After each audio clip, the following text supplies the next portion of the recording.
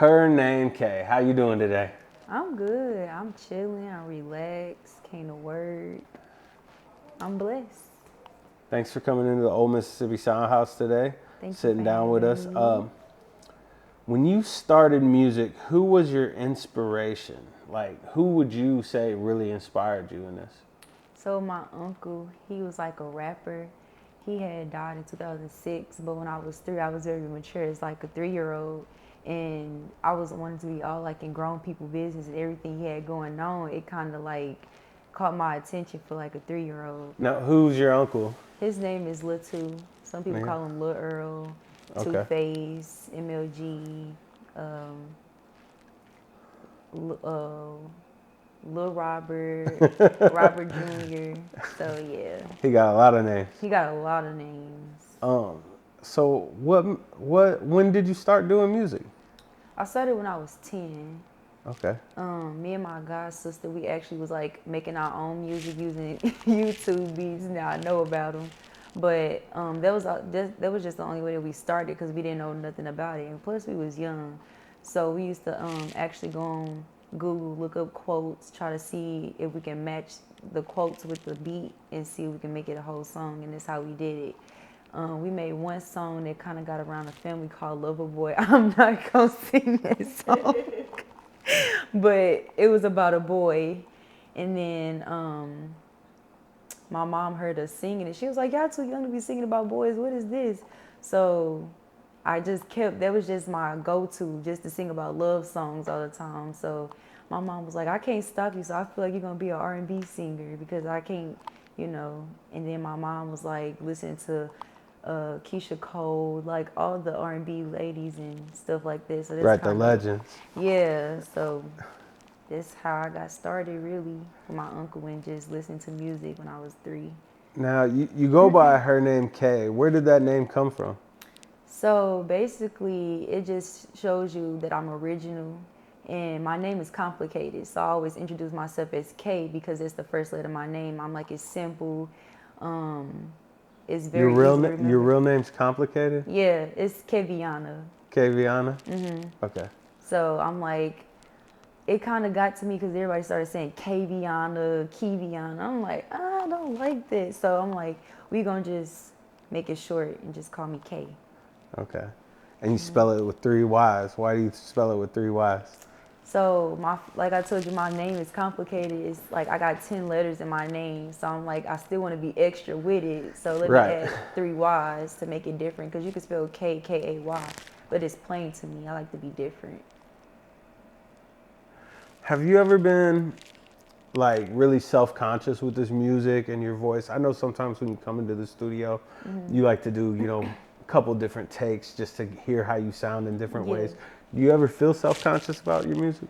Sometimes, like if it's something I gotta get done really quick, then I'm like, I didn't really practice how I wanted to sound, so now I gotta just go in and wing it. Hopefully it comes out right. So sometimes.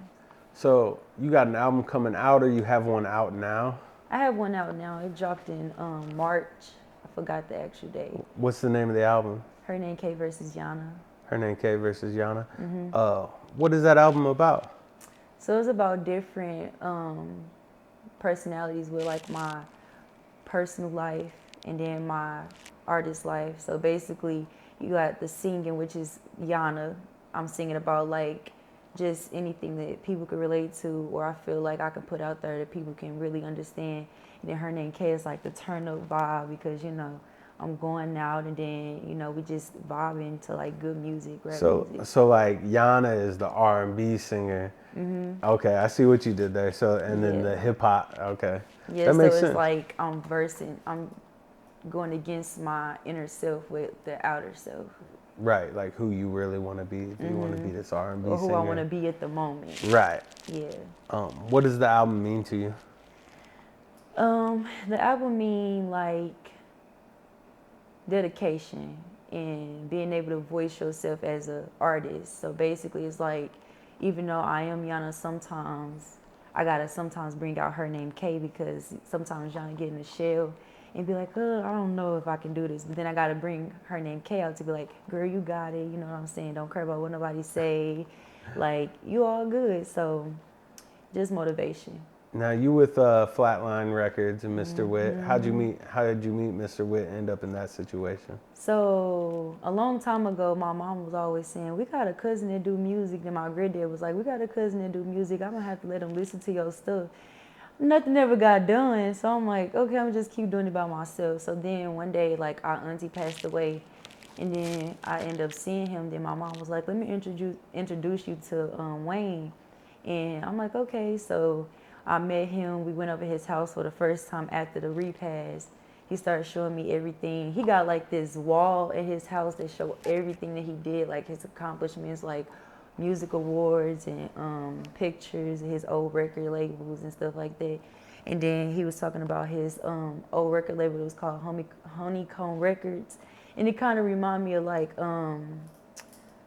what is it? I forgot the name of the group. But you know, with Ice Cube and Eazy-E and stuff like that. That's what it reminded me of. NWA. Yeah. So I'm like, got my own little personal NWA cousin up here. But yeah, so I met him at my auntie's repast funeral. And after that, we just took off. He always told me, he was like, I got you. So now I see what it means because I'm farther than what I am now. So I want to thank him. What would be your favorite song off the album?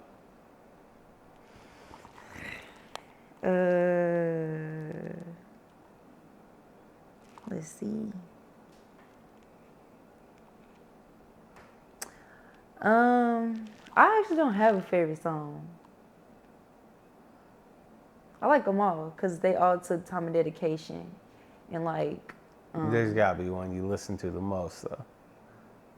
Okay, let's see. Everybody's got that one song that, like, when they turn the CD on, they turn that CD on and they're like, oh, number 7. Or... Okay. So I'm gonna pick Dear Young Love, and I picked that one because I actually really put my all into that song. Not saying it's about me or nothing like that, but I feel like that's my strongest song because I had a song called So Original, and I had a little complications with that song. So this song I actually put my all into, like with the vocals, with the lyrics. I actually finally got like 3 verses in a song because my other songs have 2 verses. So I actually really made this song work because I got 3 verses. I worked hard on it, and like if you listen to it, it just sounds amazing.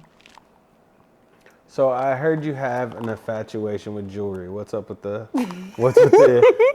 infatuation with jewelry? I mean, most girls love jewelry, but yeah, I like the big stuff, like the watches, the bracelets, the chains. It just make me feel like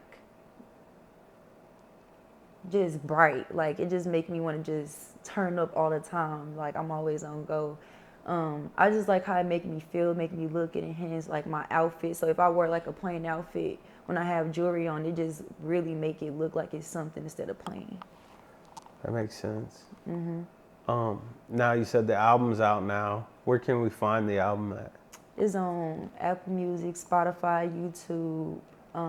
I think it's called Tidal or something like that. Basically everywhere. Everywhere you can upload it, it's Tidal. I get it wrong too sometimes. I can't remember all the names. There's so many names out there. Yeah.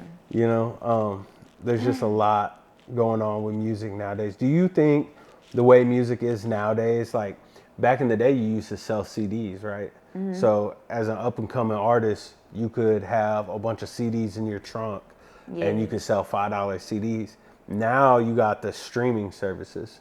So you get paid per stream. And a lot of artists, I hear a lot of artists complaining about how it's nowhere near like the CD game because you would make 90% of your money, or, you know, because you got to recoup what you put in the CDs and the album art. But like generally speaking, you make like 90% of your money off your music. Now you got all these other people making money off the music, and the artist is getting like pennies per play, basically. Do you think it helps artists? Because another way to look at it too is they get more exposure now with the internet, so people find them faster. So you think it's a good thing or a bad thing the way that's I'm kind gonna of set up say now? it's both, because sometimes you might have somebody that's trying their best, but they not getting the views that they want, and then they kind of get like self-conscious about wanting to keep doing music. But then it's a good thing because now you got music searching from out of state, out of town, like different cities and different countries, instead of having to have like CDs just promoted in your city. Now everybody in the like whole world can listen to it and find it like with a snap of a finger. Right. So That's why I always say it's kind of tricky nowadays because the music, you know, it's easier to find, but also there's so many people doing it. yeah, You know what I'm saying? Like, there's just abundance of people doing it. yeah. I say it is like What kind of sets hard you to. What sets you apart from other people like doing the same kind of music you do? Um. I mean, you write your own songs, right? Oh yeah. Yeah, and then you know, you have your own sound, of course. But what's really like what makes you Yana, you know, or her name Kay? So basically, I just think about or I write about like what comes to my mind, and then like I just write about what I feel like sound good to me, and then like if anybody else could feel like they could relate to it, then cool. But I really You're write just stuff. trying to evoke emotion. They say the best songwriters invoke some kind of emotion out of you, like whether it be happiness, sadness, Yeah. you know. That's what people connect with music, you know. Somebody going down the road, they're having like, you know, kind of an off day, and then that Yeah. upbeat song come on that they're really used to. Yep. All right, so, you know, I heard you did a show where you got to like perform to open up for who was it? NLE Chopper. Any Chopper? How'd that go? It was a showcase actually. It was like a competition with like different artists around St. Louis or wherever they come from to like compete against each other to open up for him. It was actually a good experience. I won in my eyes, but other than that, it was good because I was networking. I met a lot of people. It was good getting my song out and letting them know about the album, showing them my crew, like, you know, like just letting them know that I do have people that represent me, and it's all genuine love and support. Right. When we came in, oh my God, like you would have thought we was coming in to take over the whole place. Like, everybody had their Flatline shirts on, army fatigue pants. We had posters. Like, it was Right. crazy. You So got any big events coming up? yeah, I got like so it's gonna be like I think it's Saturday. So I got like this after birthday bash show that I'm gonna do in Atlanta. So yeah, Is that your first out of town show? it is, it is. I'm geeked, I'm happy, I'm excited. No nerves? No. Sometimes, but then when I get on there, I'll be like, this is a piece of cake. Sometimes I don't be wanting to get off, I'll be wanting to do more. I'm like, what is 3 songs gonna do? But I know that feeling. yeah. So you just dropped the All Pressure video. Yeah. Yeah, Yeah, it's a all lot of people, yeah. Yeah, where can we find that at? on YouTube, and the song is everywhere too. Okay. Well, now what does that song mean to you? I always say, like, I listen to like a beat and whatever I'm feeling, it goes down on the paper. So this song, originally that wasn't gonna be the beat for the song. It was like a different beat, but my cousin was like, try this, cuz let's try this beat. So then I never turned down nothing he asked me, because I'm like, it's another opportunity. It is better, like, you know what I'm saying? He never steered me wrong. So I listened to it, and then I put the lyrics on that beat.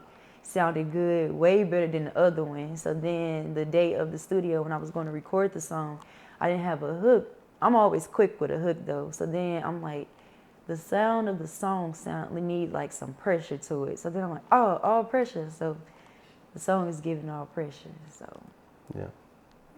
Well, thanks for coming into the Sound House. thank you. It was for good having talking me. with you. It was good to know more about you.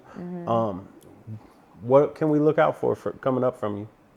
I'm gonna be working on another album. I got 2 collabs to do with one of the other artists from Flatline. So stay tuned to that. I gotta get some music with him, because, you know, That's my boy. Shout out to KP. Yeah, that's about it. Just working on another album, then working on my collabs. Trying to get these songs going. Hopefully another video. I think I want to do Bougie. If y'all don't know what that song is, go to my album, listen to it. It's a vibe. Thanks again. Thank you.